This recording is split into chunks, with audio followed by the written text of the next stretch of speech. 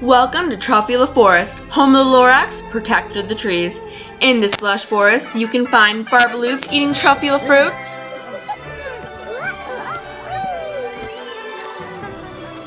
goldfish that harmonize,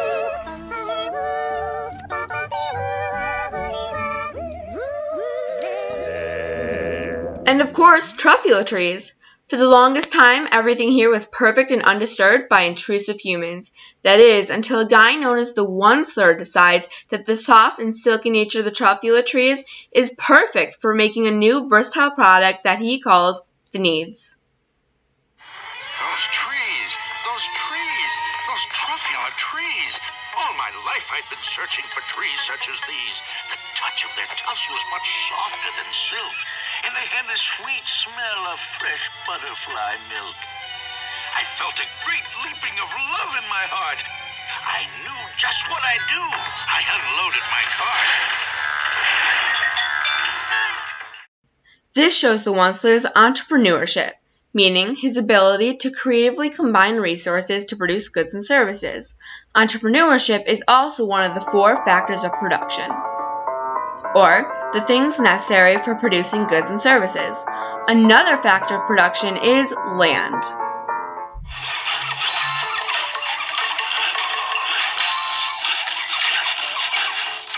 In no time at all, I had built a small shop.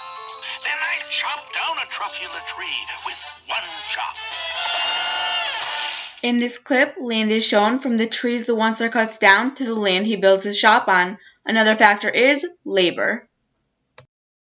And in no time at all in the factory I built, the whole Onceler family was working full tilt. We were all knitting needs, just as busy as bees, to the sound of the chopping of truffula trees. Labor is shown here by the people the Onceler hires to make the needs.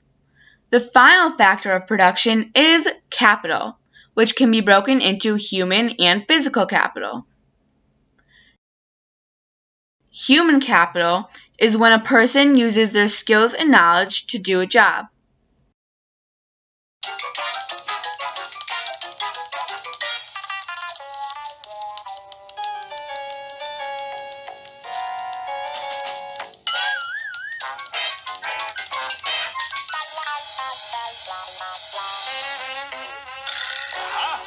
Just enough to finish the cuffs. A thing of beauty is a joy forever. Physical capital is anything man-made that is used to help do a job. Now chopping trees one at a time was too slow, so I promptly invented my super axe hacker, which whacked off 4 truffula trees in one smacker.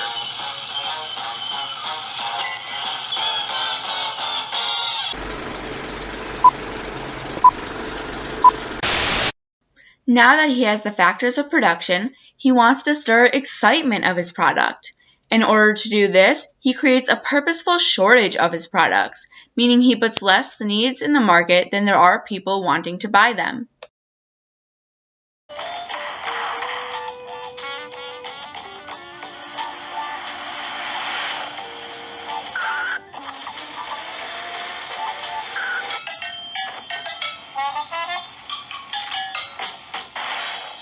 The Onceler says that this is the only chance to get a need, so people will feel pressured to buy it so they don't miss out on something. It seems to work, too, because now people are flocking in to get a need.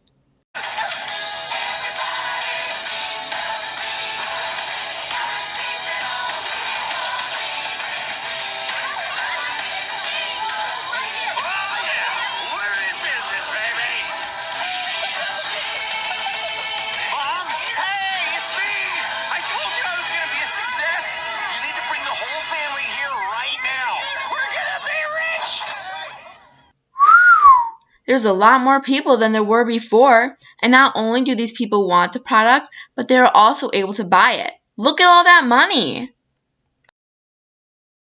This changes the Onceler's demand curve. A demand curve is a graph that shows the relationship between the quantity of a good that people will buy, called quantity demanded, and the price of the good, which is simply called price.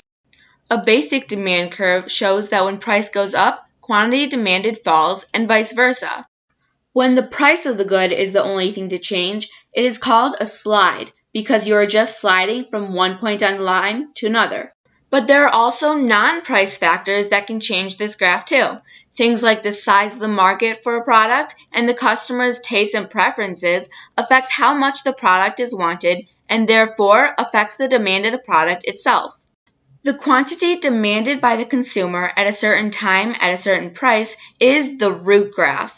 Everything else that happens to this demand graph will be compared to this.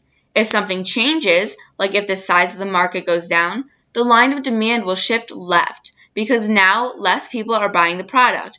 This shows that even though the price is staying the same, the quantity of the product demanded by the consumer is getting smaller.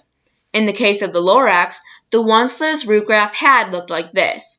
But now that more people want the needs, the size of the market goes up, which means the quantity of the product demanded goes up, and so the demand line shifts right. Much later. As the Onceler makes more and more needs, there become less and less truffula trees. This means that there is less truffula tree fruit to feed the barbaloots.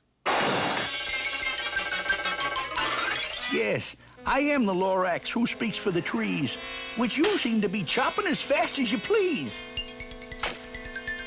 But I'm also in charge of the brown barbaloots, who played in the shade in their barbaloot suits and happily lived, eating truffula fruits.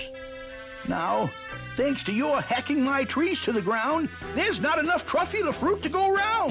This relationship between the increased production of one product and the decreased production of another is represented on a production's possibility curve. As you can see, as the amount of needs being produced goes up, the amount of truffula fruit able to be produced goes down because the same resources needed for the fruit is also needed to make needs.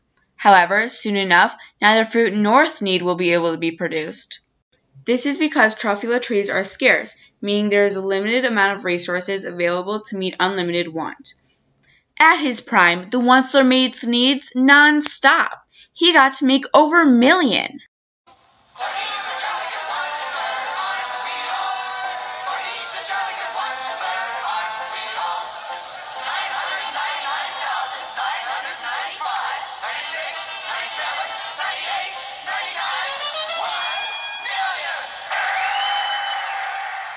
Regardless of his success, in the end, his downfall was his own ignorance. He was warned to protect the trees, so it shouldn't have been that much of a surprise to him when all of a sudden the trees were all gone. I intend to keep on biggering and turning more truffula trees into thieves. And nothing is going to stop me.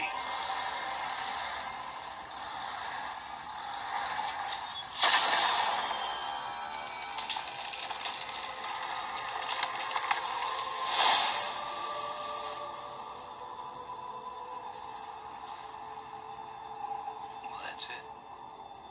The very last one.